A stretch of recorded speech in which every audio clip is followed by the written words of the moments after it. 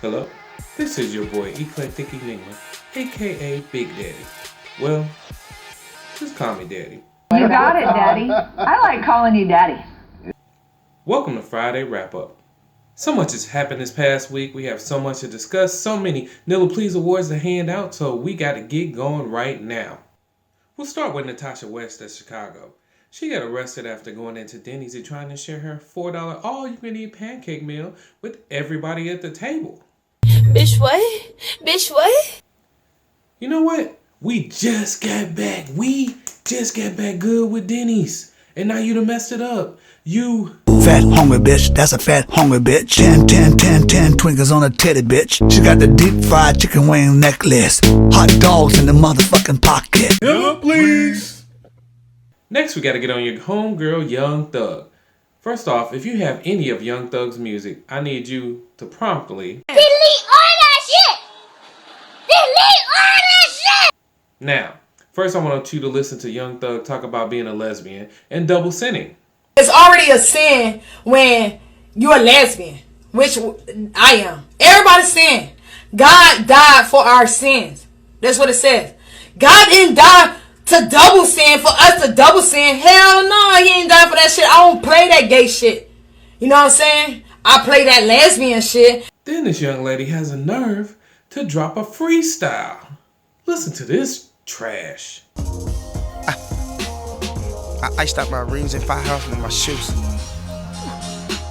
I spent that house on my neck, I spent houses on necklace. I spent house on your bitch, then I let her suck on a little neck. Yeah. On the truth and then motherfucking movement, I know I'm best. Yeah. Listen to that, made my stomach hurt. I got the bubble guts now. Ugh. That was just horrible. It lacked any skill whatsoever. He sounded like a masturbating paper shredder. Anyway, I found this young lady a nice little kid to rap battle against, and this is the opponent. Have you ever had a dream that you want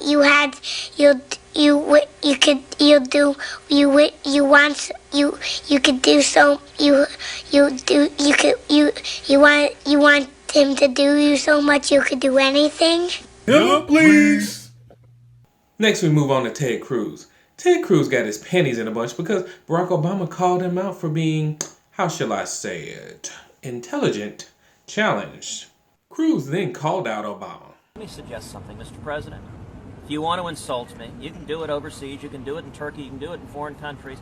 But I would encourage you, Mr. President, come back and insult me to my face. Let's have a debate on Syrian refugees right now. We can do it anywhere you want. I prefer it in the United States and not overseas where you're making the insults.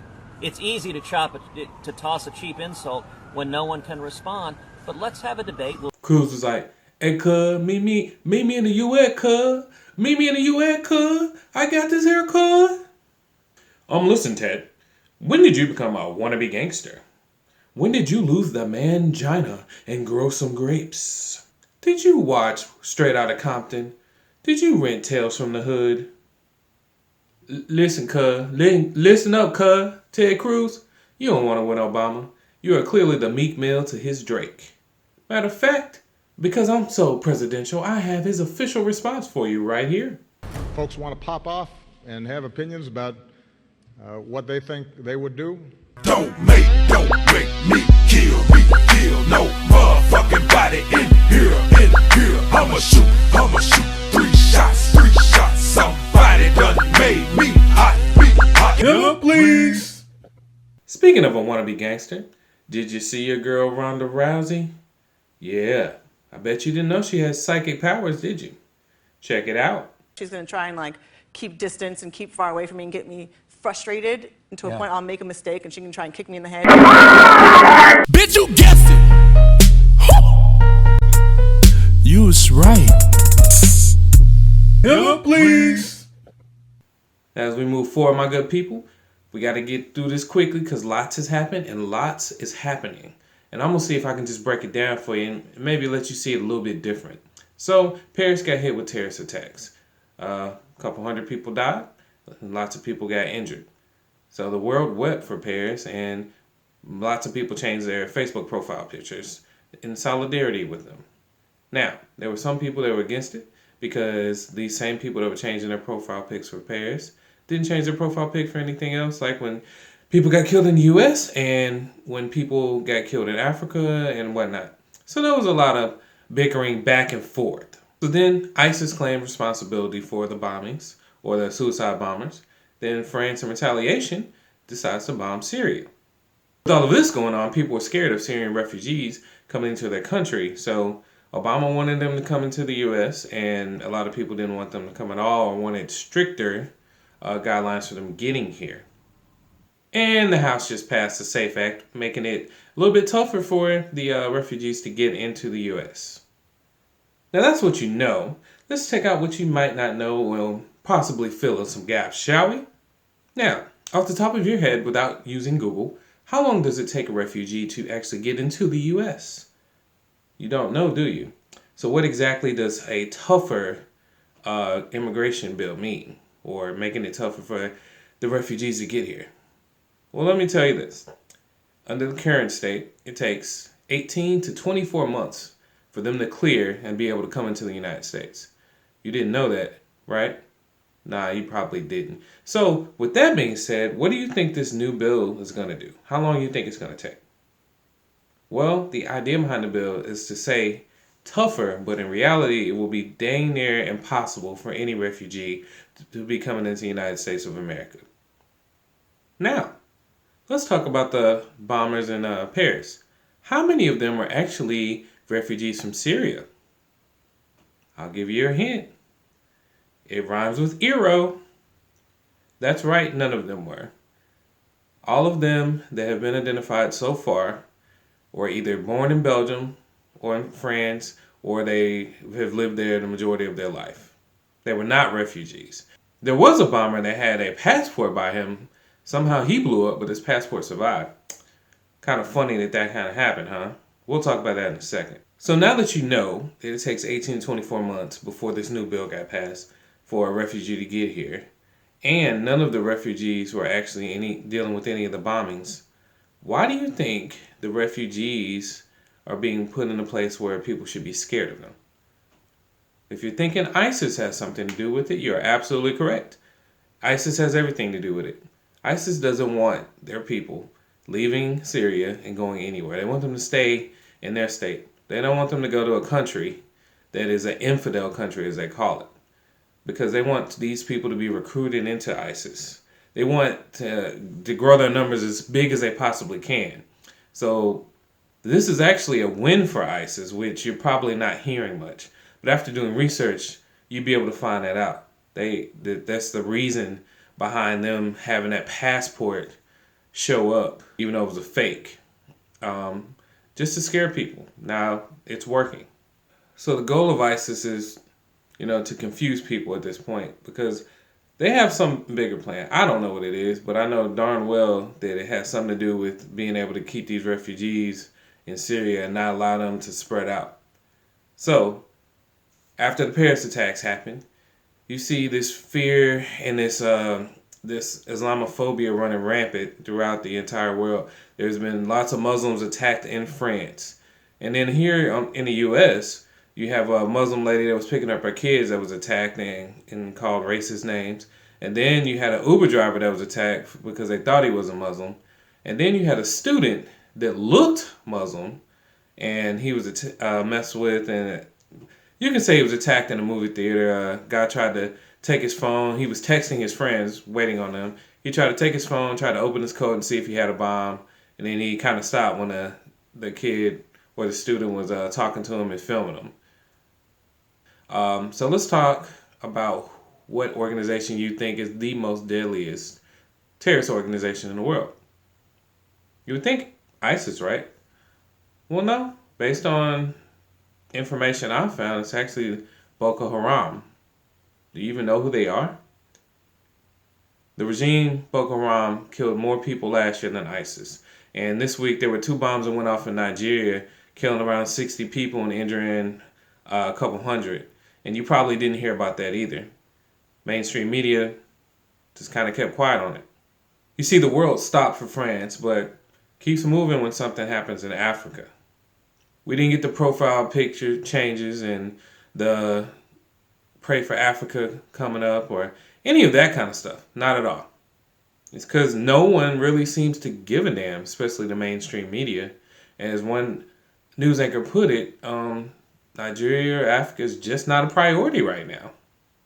So some of you may think I'm joking or exaggerating on the world not caring about Africa at all, unless it's to rape and pillage from the riches of Africa. Well, I'm going to give you a great example of what I mean about something you probably don't know about. I'm sure you've heard of the Exxon Valdez oil spill and the BP oil spill, right?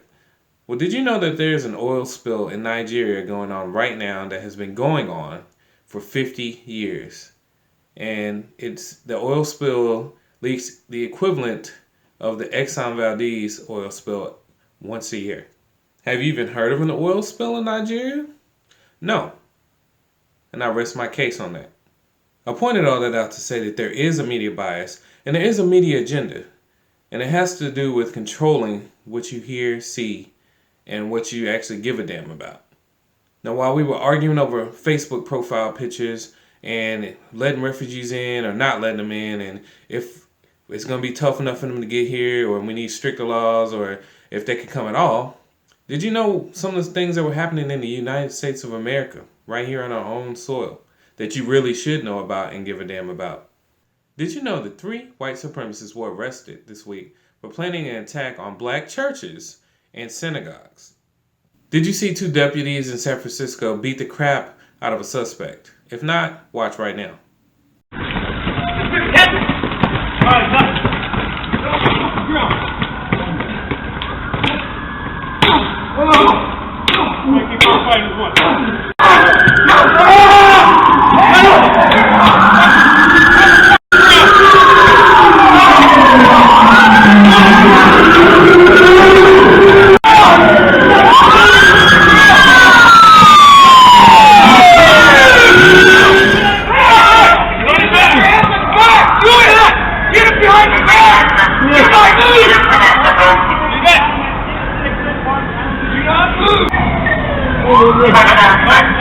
Did you know another unarmed black male was shot by the name of Jamar Clark in Minneapolis, and protesters, black, white, yellow, brown, green, are coming together to try to get the footage released because the police department refuses to release it?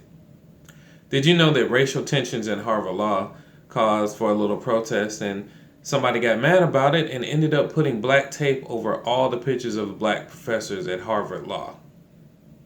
Did you know that more threatening and racist comments were shown up on the app Yik Yak, and it caused a massive protest at Lewis and Clark College in Oregon? And did you also know that an activist by the name of Kendall Fenwick was gunned down in Baltimore? He was killed because he was trying to protect his family and his neighborhood. He was building a fence, and then he was gunned down for it. But you know what? The community came together, and they built the fence up anyway, and they plan to try to fight against the corruption and the gangs in the Baltimore area.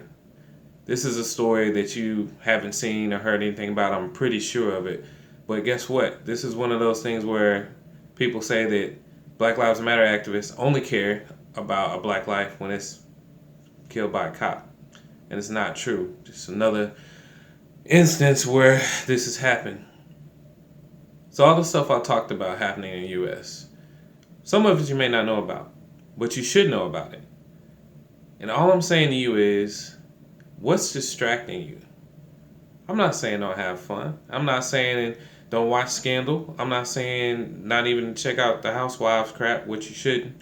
But, I'm not saying that. I'm saying, can you multitask? And when I say can you multitask, I don't mean can you put up a picture that says you can multitask. I mean, can you actually multitask? There's a bigger picture going on here, and I've kind of laid some of it out for you. I implore you to do some research and find out the reason behind things. It might open your eyes. And I will also leave you with this before we go. Are you feeding your mind, or is your mind being fed? Think about it. That's Friday Wrap Up. I hope you enjoyed. I hope you shared. Hope you learned something. And I hope to see you guys next week. Peace out.